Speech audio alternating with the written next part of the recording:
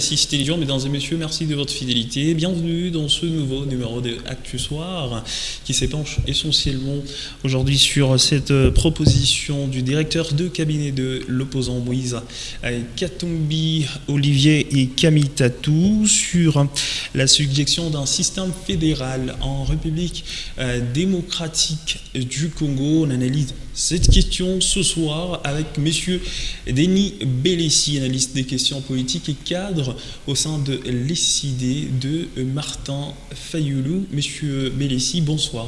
Bonsoir, monsieur Nathan. Merci d'avoir accepté notre invitation. À moi de vous remercier. Alors justement, ces systèmes fédéraux articulés autour de 5 vastes régions pour la gestion de ressources naturelles, l'élaboration politique adaptée à l'économie sociale et la culture de chaque entrée, selon Olivier Camille Tatou, est-ce une bonne idée? Oui, Camille Tatou, c'est une élite congolaise. Il a le plein droit de réfléchir pour son pays. Et surtout, il a dirigé l'Assemblée nationale et c'est un leader politique. Il a le plein droit de réfléchir pour le pays et lancer les débats. C'est à partir de ces débats-là, on va amener des réflexions. Et la question qui se pose, depuis 1960, cet État a été toujours un État unitaire, mais on change toujours de forme dans cet unitarisme. Mais qu'est-ce que nous avons gagné depuis qu'on a commencé avec cet État unitaire? Dans plusieurs constitutions qu'on a connues, et la constitution de Loulobourg avait comme forme d'État les États fédéraux. Mais, dommage, cette constitution n'était pas mise en application. Même moi, quand j'ai réfléchi aussi, à mes côtés, j'ai dit des fois, bon, qu'on parte dans une forme de confédération ou bien une forme d'État fédéral. J'ai réfléchi aussi. Puis si on prend le modèle des États.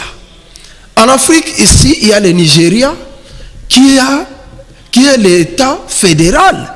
Mais voyez comment le Nigeria a prospéré.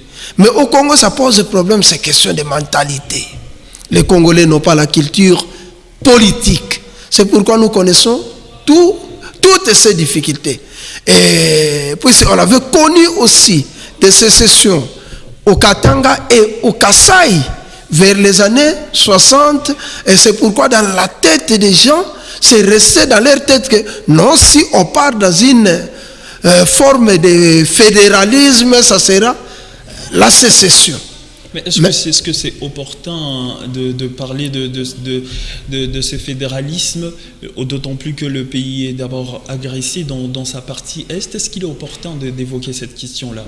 Non, mais puis ça ne sera pas d'impératif, c'est juste une proposition. Ça peut venir même après 5 ans, après 10 ans. Mais c'est une idée qu'on doit mettre sur la table, c'est débattre d'abord. Puis on a l'État unitaire.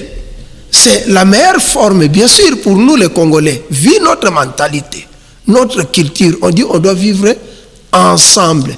Mais quand nous vivons ensemble ici, il y a aussi les fléaux qui nous dérangent, qu'on appelle le tribalisme. Et il y a aussi un groupe de gens qui gagnent beaucoup. Et quand on a pris cette constitution, cette nouvelle constitution, que les gens sont en train de débattre, on dit non, on doit changer la constitution. Et en réalité, ça a aussi une forme fédérale, mais qu'on ne peut pas dire tout haut. Puisque on n'a jamais mis ça en application. Le problème qui se pose avec cette constitution, c'est quoi? Si on allait accepter la rétrocession de 40%, soit la retenue à la source, on ne devait pas amener tous ces problèmes. Mais aujourd'hui, on voit que tout l'argent, ça part à la capitale et maintenant ça part entre les mains de certaines personnes et les provinces productrices ne gagnent absolument rien. Si vous quittez par exemple Lubumbashi pour arriver à Kolwezi, c'est misérable. Les gens souffrent là-bas, les gens passent nuit, même dans des petites campagnes, des cases, comme si on était avant 1900. C'est déplorable. Dans toutes les provinces, c'est la misère. Mais si on a la forme, si le fédéralisme, dans le fédéralisme, ce qui règne là-bas, c'est l'état de droit d'abord. Et la justice est à sa place. On prend le cas des États-Unis, on voit l'Allemagne, on prend le Brésil, on prend la Mexique, on prend le Canada, et voyez le niveau de développement de ces pays-là. Mais vous avez évoqué le problème relatif à la mentalité. Est-ce que, même si cela arriverait de la sorte, est-ce que les dirigeants, les animateurs de ces institutions-là auront une mentalité beaucoup plus différente qui va favoriser le développement? Mais aujourd'hui, dans nos provinces, nous avons le gouverneur qui a l'exécutif et le pouvoir législatif. Donc, tous les deux pouvoirs, ça existe. C'est ça, les États fédérés. Mais sous une autre forme, on dit la décentralisation, l'État unitaire fortement décentralisé. Si on dit les États fédérés, on aura toujours les députés dans des provinces, on aura aussi les ministres provinciaux. Ça sera toujours presque la même chose. Mais sauf les termes, les concepts fédéral et les concepts unitaires. Mais la façon dont nous vivons aujourd'hui en RDC, c'est presque le fédéralisme. Sauf on n'a pas utilisé les concepts. Alors qu'est-ce que vous reprochez à l'État unitaire pour qu'on puisse migrer vers le fédéralisme? Oui, l'État unitaire nous a donné un bon goût du temps de Mobutu. C'est-à-dire, on vivait ensemble et le pays est toujours dans son intégralité, bien que la question des guerres de l'Est, mais nous sommes toujours unis. C'est ça vraiment l'avantage. C'est ça l'avantage. Mais État fédéral, on n'a pas connu encore ces méfaits. Mais en étudiant ça, c'est parmi les meilleurs aussi. Mais en Afrique, ça pose problème. Lorsqu'on essaye, avec nos ressources ici, les pays potentiellement riches en minerais, ça va créer encore des balkanisations, puisque dans les pensées des gens, nous avons notre État. Quand on dit État fédéral, fédéralisme, le fédéralisme, il y a les États fédérés. Et lorsqu'on dit, non, État par exemple de Lubumbashi, État du Katanga, et dans la mentalité des gens, ils vont penser que c'est déjà un autre État à part. Mais or, dans la forme unitaire, il y a le gouvernement central qui est en train de chapeauter dans toute la République. Vous avez le respect vis-à-vis de ce gouvernement central. Mais les États fédérés, l'avantage, c'est le développement plus rapide. Plus rapide, mais question de quoi? Des mentalités. Alors, très important de relever cette question relative à la mentalité. Cette annonce de Olivier Kamitatu, ses vœux émis, intervient quelques mois après l'annonce du vœu émis par le président Félix Tshisekedi du changement de la Constitution. Est-ce le moment opportun?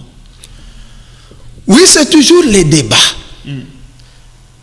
Lorsqu'on parle de moments opportuns, même la question que le président veut poser sur la Constitution. Dans tous les cas, cette Constitution ne va pas demeurer éternellement. Mais on a étudié les aspects et l'intention qui est derrière le président de la République. On a vu que le motif réel, c'est quoi? C'est de rester au pouvoir. C'est pourquoi les gens ont refusé. Mais s'il allait lancer le débat dès le premier mandat et appeler les gens autour d'une même table et discuter, je crois qu'on pouvait toucher certains points. Lui-même n'a jamais dit qu'il allait rester éternellement au pouvoir. Non. Lorsqu'on touche la forme républicaine, ça lui donne encore des privilèges de postuler. Mais vous savez, chez nous ici, avec tous les moyens de l'État, il va utiliser l'armée, utiliser la caisse, le trésor public, ainsi de suite. Il va gagner. On a vu au Gabon, par exemple. Voilà, aujourd'hui, le président de transition lui-même a postulé. Il n'a plus les casquettes d'un militaire, il a changé d'objectif. Et c'est ça l'Afrique. Mais si on avait une bonne mentalité et que le président pouvait dire que non, on discute sur la Constitution, moi je ne serais pas candidat. On voit les points. Et on pouvait aussi discuter. Mais l'esprit qui est derrière les gens aussi, on dit non, il veut changer la Constitution pour se maintenir, puisque nous avons cette expérience. Alors justement, M. Bellissi, quelle chance donnez-vous à la tenue ou à l'applicabilité de ce vœu émis par Olivier Kamitatu? Moi, la chance, je donne d'abord à la rétrocession de 40%. De 40%. Si on échoue, le débat est lancé. Nous irons dans ces débats, puisque les États qui ont le système de fédéralisme se développent plus vite. Mais en Afrique, on ne réussit pas les États fédéraux. Les États fédéraux, pourquoi? À cause de nos cultures, la diversité des langues. On ne parvient pas à rassembler tous les gens. Lorsqu'on dit État fédéral du Katanga, État fédéral de Bandundu, d'office, les gens de Bandundu vont penser dans leur tête que non, d'autres Congolais ne peuvent plus travailler dans leurs États. Pensez-vous pas qu'il faudrait d'abord initier les gens à ce concept-là avant de vouloir l'appliquer? Parce que vous avez dit que l'État unitaire rassemble beaucoup plus de personnes, et que lorsqu'on aimerait parler de fédéralisme, les gens se divisent en pensant que ce serait un État à part. Exactement. Il faudrait d'emblée, ne pensez-vous pas qu'il faudrait d'emblée initier d'abord les gens à ce concept-là? Est-ce faisable? Initier les gens, c'est celui qui a lancé le débat, qu'on lui laisse les couloirs de ces débats. Il y a des chaînes de télévision, nous allons continuer avec les débats, continuer à lire. De la question relative à l'importance même de la mise en place d'un État fédéral s'impose. Non, est-ce vraiment une obligation? Est-ce vraiment opportun? Est-ce que l'État unitaire montre certaines limites qui doivent être relevées? Mais l'injustice sociale ici, lorsqu'on dit, vous voyez les États fédéraux, les gouvernants et les gouvernés sont plus proches. Ils sont plus proches. Mais néanmoins, il y a aussi un État central. Donc on trouve aussi les gens de toutes les provinces à la capitale et là-bas. Ça existe toujours. C'est pourquoi je dis que notre décentralisation ici, c'est la meilleure. Mais sauf on n'a pas mis en application. On devait seulement donner la rétrocession. 40% à la source. Et à ce moment-là, moi ici, je devais contrôler Kiaboula de près. Je dis non, Kiaboula, pourquoi tu n'as pas fait tel avenir? Mais aujourd'hui, moi-même, je vois comment les gens quittent la capitale, venir ici. Lorsqu'un ministre arrive à la province, il vient prendre la corruption. Vous pouvez vous imaginer. Un ministre prend la corruption dans la province. Un mandataire des entreprises publiques, quand il arrive, c'est la corruption. Mais alors Patrick Mouyaya, ministre de la Communication et porte-parole du gouvernement, a réagi lors du briefing sur la conjoncture économique en rapport avec cette proposition de Olivier Kami-Tatou. Il estime que c'est un vœu qui cache en réalité une idée de balkanisation. Êtes-vous de cet avis? Non, cette proposition n'est pas satanique. Aussi longtemps, les États sont développés à partir du fédéralisme. Je vous donne le cas d'Allemagne, États-Unis d'Amérique, Canada, Suisse, Nigeria ici chez nous. Mais les problèmes qui se posent, comme Patrick Mouyaya vient de dire là, notre mentalité. Dans notre mentalité, on risque de couper ces pays. Vu nos potentialités, les richesses que nous avons, la potentialité humaine. Mais les regrets de ces pays, cette potentialité humaine, 80% jeunes sans emploi. Hertes sans guide. Ils sont là. Allez le long des rues là-bas. Ils sont en train d'attendre, applaudir les ministres, les dignitaires qui vont venir ici à Lubumbashi. C'est-à-dire, ils n'ont pas d'occupation. Lorsque vous voyez les gens le long des routes, ils n'ont pas d'occupation. On doit quand même en tenir compte. Et aujourd'hui, ce pays est dirigé en grand nombre.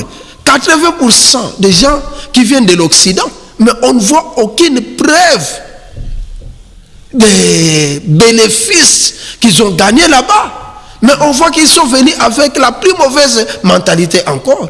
Parce que pour le moment, on voit le tribalisme, la corruption, les détournements, ça détruit le pays. C'est pourquoi on arrive au point de dire que non, on change d'abord la forme de l'État. Mais changer la forme de l'État aussi, M. Olivier doit savoir que c'est la révision, soit le changement de la Constitution aussi.